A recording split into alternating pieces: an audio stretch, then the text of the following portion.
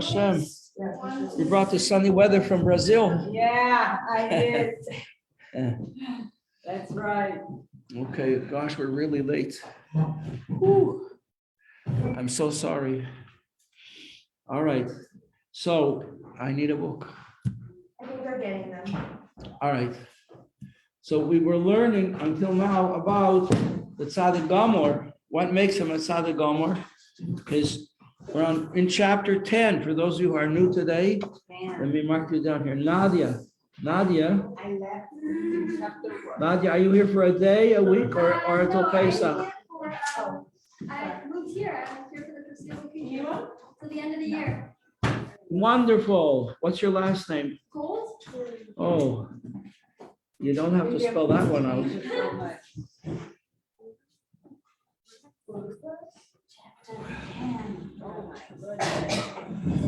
Well, we are living in very unusual historical times.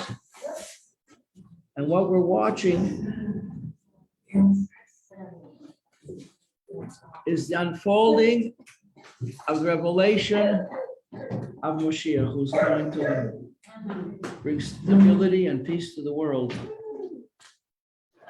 And if it doesn't look like it, well, that's because we're human and we're seeing things from a lower point of view. It's all part of the plan. It was established by Hashem before even thought of creating the world. Okay, so we learned about the Tzaddik Gomor. What makes him a Tzaddik Gomor as opposed to a Tzaddik who is not Gomor. Gomor means complete. The complete righteous, Tzaddik is a righteous person. A righteous person never does anything wrong, never commits a sin. Don't you wish you were righteous? We certainly do. However, not only tzaddikim are righteous, even average people are righteous. This is the book of the Beinoni. The average person can be completely righteous. Well, not completely, because he still has the Yetzer Hara. He still has negative inclinations and desires, unwelcome desires, improper desires for food and other kinds of physical pleasure. Food, money, clothing, etc., etc. Fill in the blanks. But he fights against them and he doesn't give in. He never gives in. This is the classical story of the Jewish average man. What's the difference between him and a wicked person? A wicked person doesn't have to be a villain. Wicked people are not necessarily villains. They're very nice people too. They do a lot of mitzvahs. They keep Shabbos and they eat kosher and they give charity and they're nice to people. So why are they called wicked? Because sometimes they do a transgression. A transgression can be a little one, but if you do a transgression, you can't say you're righteous. Righteous people never do transgressions. Even average people never do transgressions, but it's a struggle for them. See, there's a line, there's a red line. Let's say, for instance, to give charity, a person has to give 10% of his income to the needy, to the poor and needy. Let's say he gives only 50%, but he's very wealthy. So when the UJA puts out a list of all its donors, he's way up at the top. But according to the Torah, he didn't give charity yet because he only gave 5% of his income. He didn't give 10%. He didn't do the mitzvah. If you don't do a mitzvah, that means you're wicked. Well, let's say it was by accident.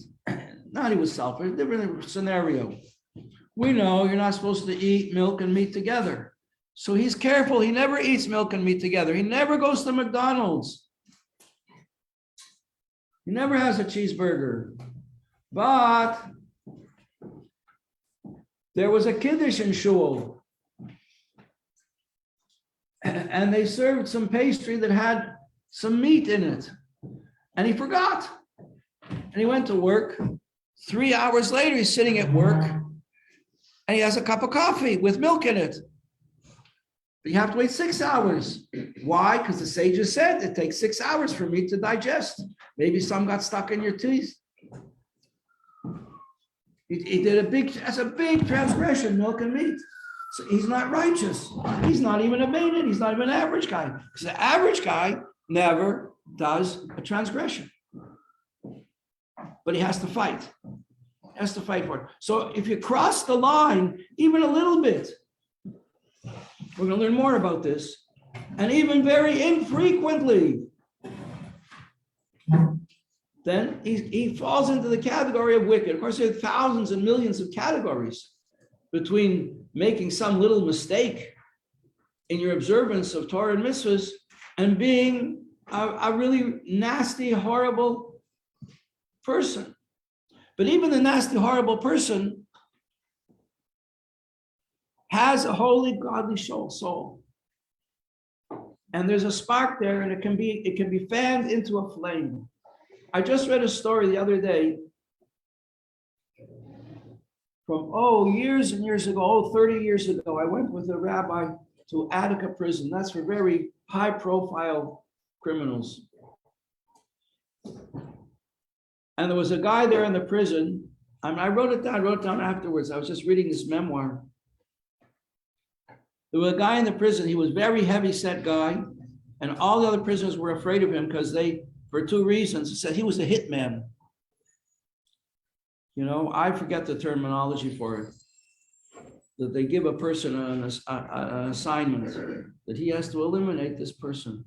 He was the guy, Harold Königsberg. That was his name, Harold Königsberg. And they were also afraid of him because he was an informer. If they did anything wrong, he would tell the guards. So they're afraid of him. And I went with this Rabbi Greenberg from Buffalo to Attica, and we brought in food, and Rabbi Greenberg read the Megillah, and we danced, and we farbrang together, and we brought a turkey, a big turkey, and no, they couldn't cut it up. They only allowed plastic knives, and the knives kept breaking. And this big guy, Harold, said, "Give me the knife, I'll cut it up." And he did, he cut it up. And all the other prisoners had a great time piling this turkey onto their plates and saying, because they didn't get food like that on a regular day. They never saw good food like that. So the first thing in the day before reading the Megillah, before anything was food. Once we took care of the food, then it was other things. So at the end of the day, this guy, Harold, he put on tefillin, like everybody else, he put on tefillin, and he said, "This was the best day of my life." So you see, a hardened criminal, a hardened killer, he was in for life. He was never getting out of there, right? But he could put on tefillin and hear the Megillah and give Shalach Manos to another prisoner and say, "This is the best day of my life." So you see, Jewish people are really deep down very, very good people. But somehow the other side gets dominance and control and so on. So there are many thousands, hundreds of thousands of levels between a hardened criminal and a guy who forgot that 2 hours ago I had a little pastry and shul at the bris and has a cup of coffee. But they crossed the red line. Because it says in the Torah clear, you cannot have milk together with meat, or milk after meat, or meat after milk. Well, you could have meat after milk, you just have to wash out your mouth, really. But after meat, you have to wait 6 hours. There are other halacha opinions say 3 hours is enough, but the more prevalent view that we hold by is 6 hours. Anyway, so that's what it means to be a wicked person. Is you cross the line, you actually break a law of the Torah. It doesn't make you a nasty, horrible person. But then there's the middle ground, which is the Beinoni. The Beinoni is struggling never to cross the line. And he doesn't, he succeeds. But he struggles. Now we come to the tzaddik, the righteous person, okay? We need to have all three. We need to have tzaddikim, we need to have average people, we need to have wicked people. Take the first letter of each word, and it spells out You do this, in high school in the elections, Yeah. Dahlia is running for president, and she's got this, and she's this, and she's that. They take the first letters of her name. They spell out 3 wonderful virtues that she should be elected school president. Okay, so the first 3 letters of a righteous person is a tzaddik. Remember this, tzaddik. And an average person is a Beinani, and the wicked person is a Rasha. So we've got tzaddik, base, resh. Spells simple, it means a congregation. You have to have everybody in the congregation. We can't exclude people because they're wicked from the congregation. They're Jewish. They have a neshama like Harold Konigsberg. This is the best day of his life too. Now, in the area of tzaddikim, that's what we're discussing now. The righteous people, there are also hundreds of thousands of levels of tzaddikim. But in each generation, we learned in chapter 1, there's only one. There's only one complete tzaddik, or maybe there's 2, maybe there's 3. They're very, very few. At least one, minimum one. This is the Moshe Rabbeinu of the generation. This is the Abraham, the Yitzchak, or the Yaakov of the generation. You see, so you have Abraham and Yitzchak in the same generation. So you can have 2 great tzaddikim in the same generation. And even Yaakov, together with them, 3 tzaddikim. Yosef, outstanding, extraordinary personalities that the Torah writes about them, and we learn so much from them, from how they lived their lives. Rabbi Yehuda Nossi, who wrote down the whole oral law so that it wasn't forgotten in the times of Roman persecution when they were killing off all the Torah scholars. Rabbi Akiva, who gave his life al Kiddush Hashem, we read about him on Yom Kippur. Outstanding, great righteous people, not average people, they're righteous people. Okay. Rashi, the Rambam, the Baal Shem Tov, the Maggid, the Rebbeim since then. Great, outstanding, holy, righteous people. The foundations of our generation. Of any generation, of all the generations. The Moshiach of the generation. Okay. But we have one in each generation. We learned in the first chapter. Remember the first chapter. Hashem, before he created the world, he looked into. I want to commit to marriage.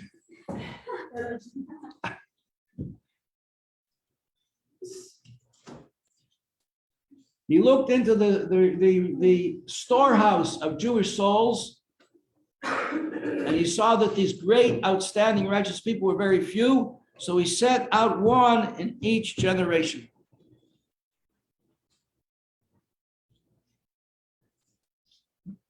That there shouldn't be a generation that doesn't have a tzaddik in it.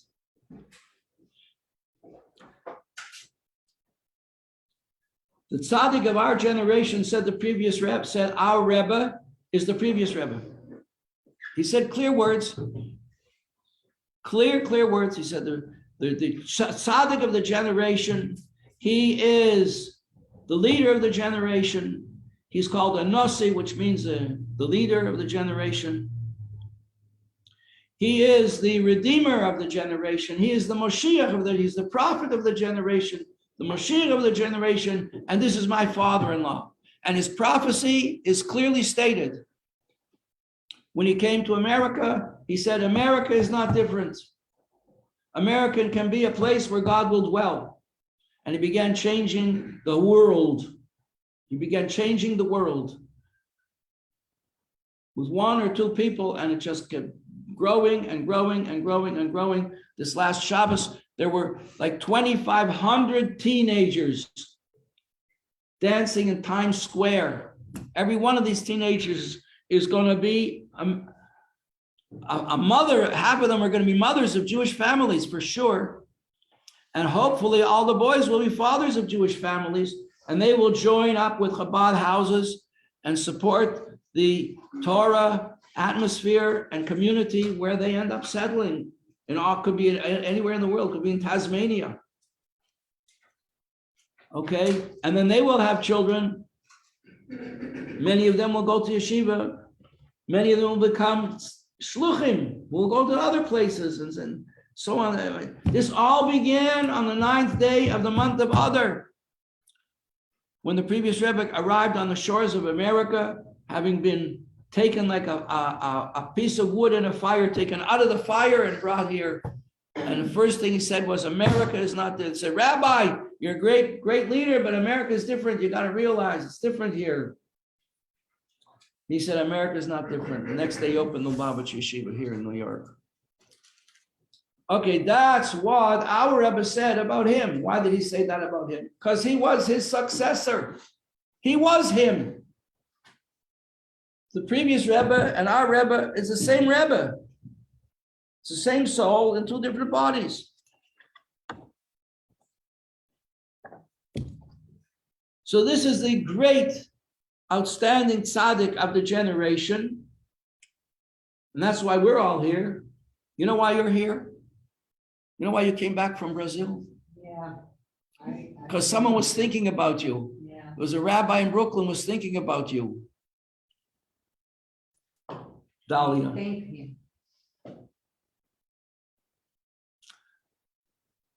Now, what about all the other people who actually are not average people? They're not fighting against their evil inclination. So they're righteous. They are tzaddikim. But they're not the tzaddik of the generation. What about them? They're called tzaddikim who have bad. What's bad about their life? They're doing mitzvahs and learning Torah the whole time. They're leaders of their communities. But they're not 100,000,000% absolutely every single second righteous. Not that they do bad things, just any negative inclination in them from the Yetzer Hara has been totally conquered and subdued, but it didn't become part of the good team yet. It's just chained up, it's in prison, it's in chains, like we told the story last week about the king of the demons, and he was in chains, and then the King Solomon put him in chains with the holy name of God on the chains, and imprisoned him. So the negativity is enchained, but it didn't turn to good. The tzaddik, the ultimate tzaddik, turns every negative thing to good. And if you look into a recent book that was brought out about the Rebbe called The Positivity Principle, that the Rebbe takes every situation and sees the positive in it. How can he do that? Because there's nothing negative in him anymore. Everything has been converted and made good. Sort of like in chess. Anybody play chess? So what happens when the pawn gets to the end of the board? Comes a queen. Becomes change. I want to tell you a story. I tell you, Dahlia, some people get impatient because they want to cover ground. They want to cover pages. They want to learn more chapters. I'm very slow. I love to tell stories.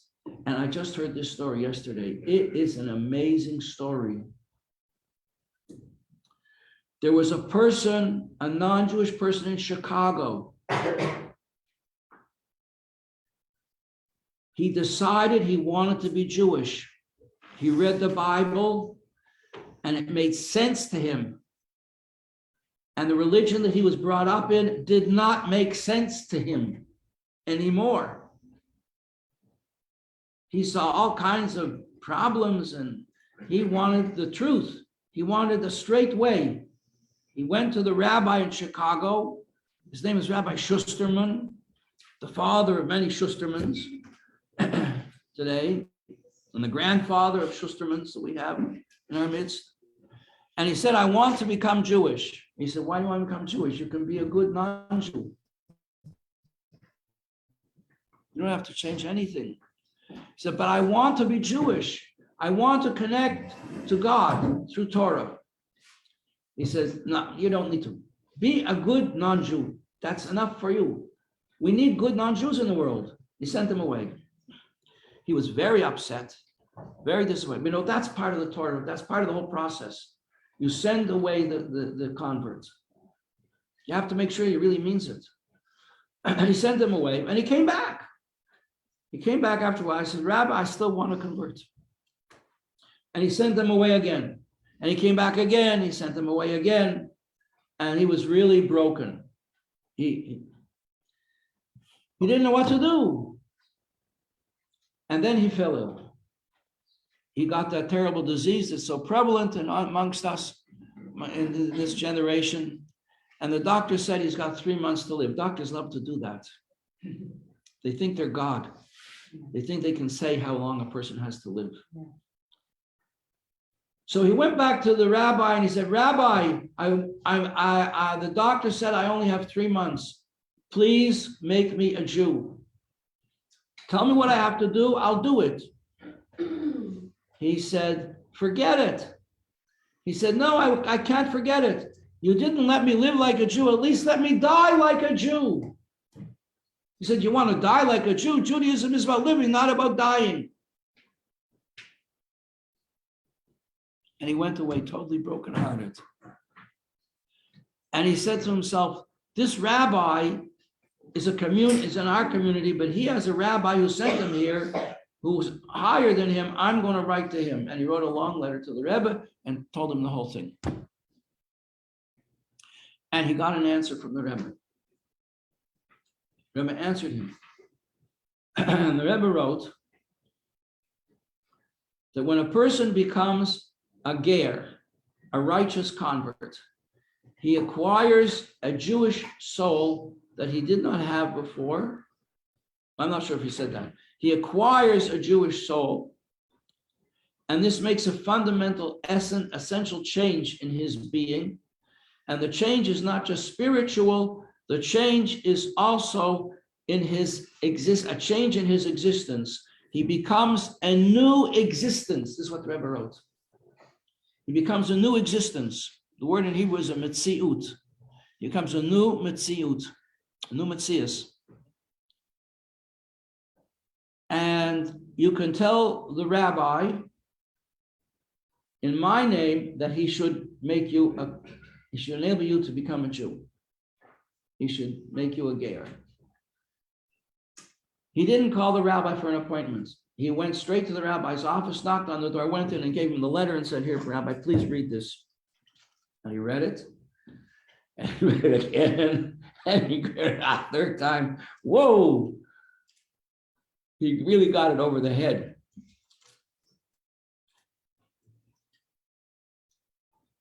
And so he converted him. Before the 3 months were up, he became a Jew. Then he had to go for his treatments, and they took a new set of tests. And guess what? There was no disease anymore. The Rebbe had made him a new existence. He'd become a new person, physically and spiritually. There you are. Okay, so we're talking about that's what it means to convert, to make a complete change. So the complete Sadiq that we're talking about, he has completely changed everything that's not holy into holy. And that's what our Rebbe did. We see it over and over and over and over and over again in all the records that we have of encounters. We have 2 books now of people who recorded their encounter with the Rebbe. Fascinating books, unbelievable. One story after the other. And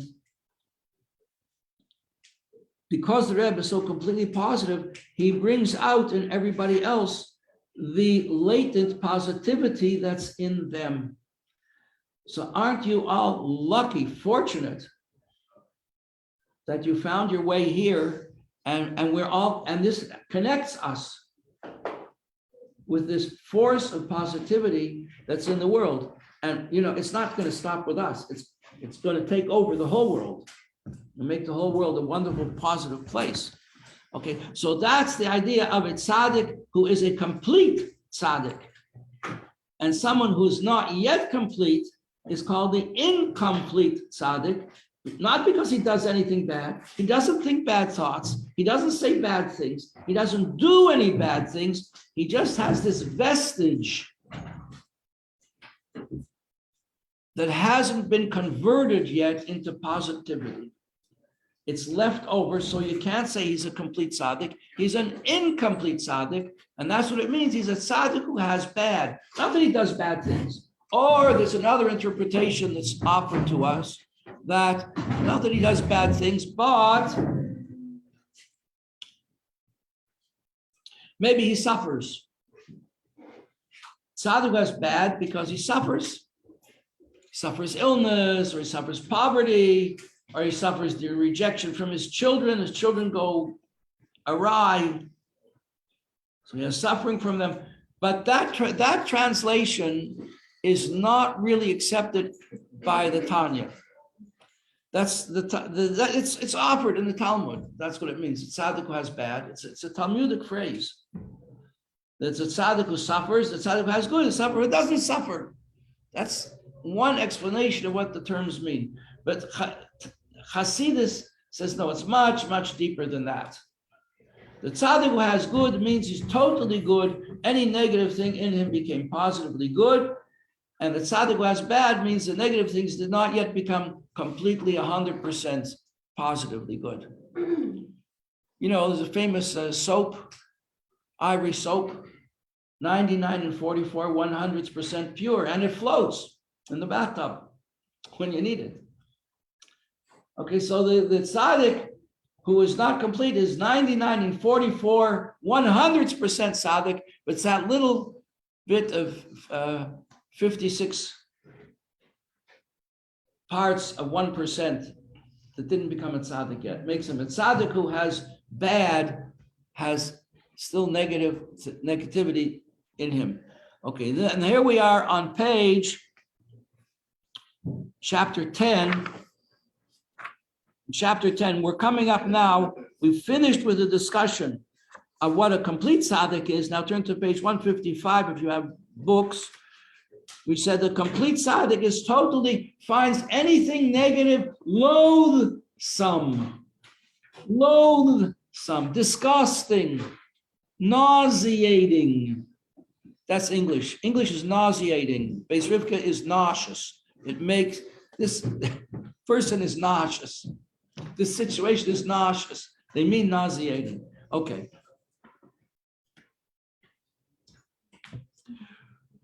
The tzaddik gomor, the complete tzaddik, finds anything negative from the left side, from the negative side of the person's psyche, nauseating, loathsome. Okay, page 155 in the middle, where it says 16 tavis. You have that part? Have the place? Okay. Now, what about tzaddik sheina gomor? We'll have to keep track of the time. Okay, we got 3 minutes. But you see, that's why it takes a long time to cover, to go through the chapters. Rabbi Majeski wrings his hands. Rabbi Pape, he says, you have to learn more material. Okay, I tried. The tzaddik. What's more important, like more material or more quality? Okay, well, there's your question: quality or quantity? There we go. That's right. I wouldn't You're have with the remembered that if you program. went really fast. You're with the program. Quality is the love and the fear, the feelings and the texture. You know, like a quality towel, a quality garment, quality linen, right?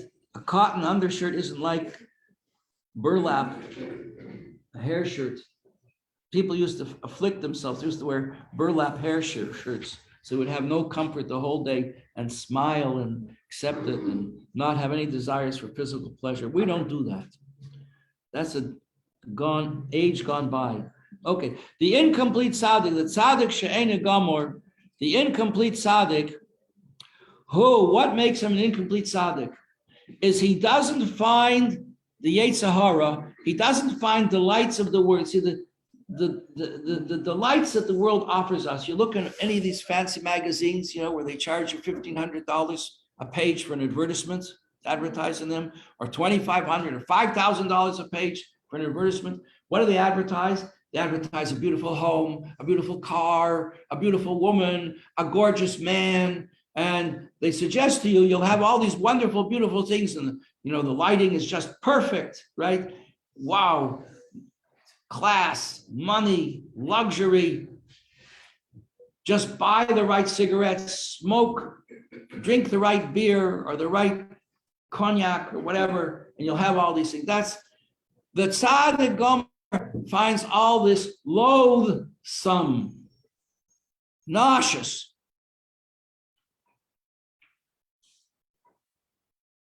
Show him a picture, it's improper, he'll vomit. Really? The incomplete Sadiq doesn't vomit.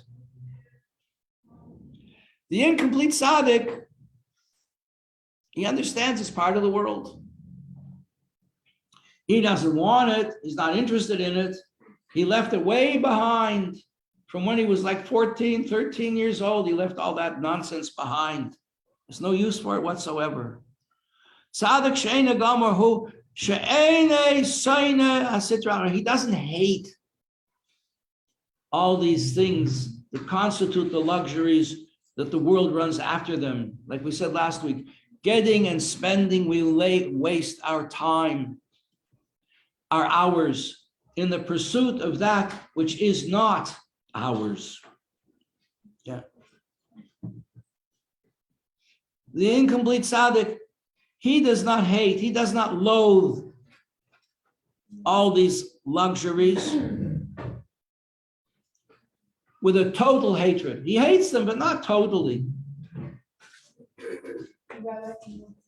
I have a question. So, like the one Sadiq of every generation, like the one Moshe, is that there's only one Sadiq Gomer of every generation? No, could be more. And but how? You had Abraham and Isaac in the same generation. And You had the both, previous Rebbe and the Rebbe together for 10 years right. here in America. And then are both Sadiqim, both of them don't have any Nefesh and no Adar I? Sorry, but the truth doesn't work.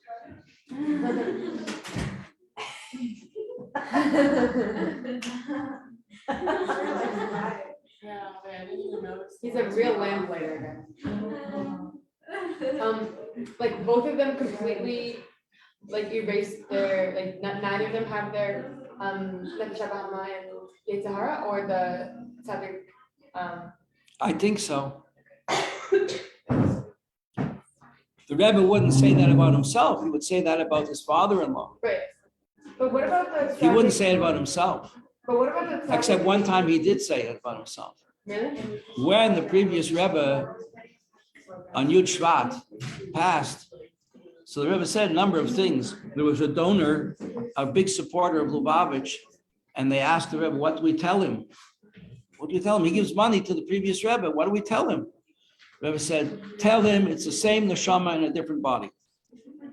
That his neshama It's the same as the previous that our Rebbe's Rebbe is the same neshama. as the previous one. He actually did say that, Well, but most of the time he didn't actually say that. But 1991, after the Gulf War, he said, the tzaddik of the generation is the leader of the generation. He's the redeemer of the generation. He's the prophet of the generation. And that's my father-in-law. Oh, come on. Give me a break. But in every generation, After 40 years of leading the Jewish people, he says, that's my father-in-law. But it is his father-in-law, because the Rebbe says, we are part of that. This is still, the previous Rebbe is still, he says, the previous Rebbe is the leader of our generation. Okay. Mrs. Nemi's on her way in. Okay, good. She can come. Okay. Who's going to take attendance for me? Here, Tova, yeah. you take the attendance. Thank you, Rabbi. Thank you, girls. Thank you. You couldn't even finish. What? You couldn't even finish the sentence. They stopped me in the middle. The guards, the prison guards broke in and told me to stop.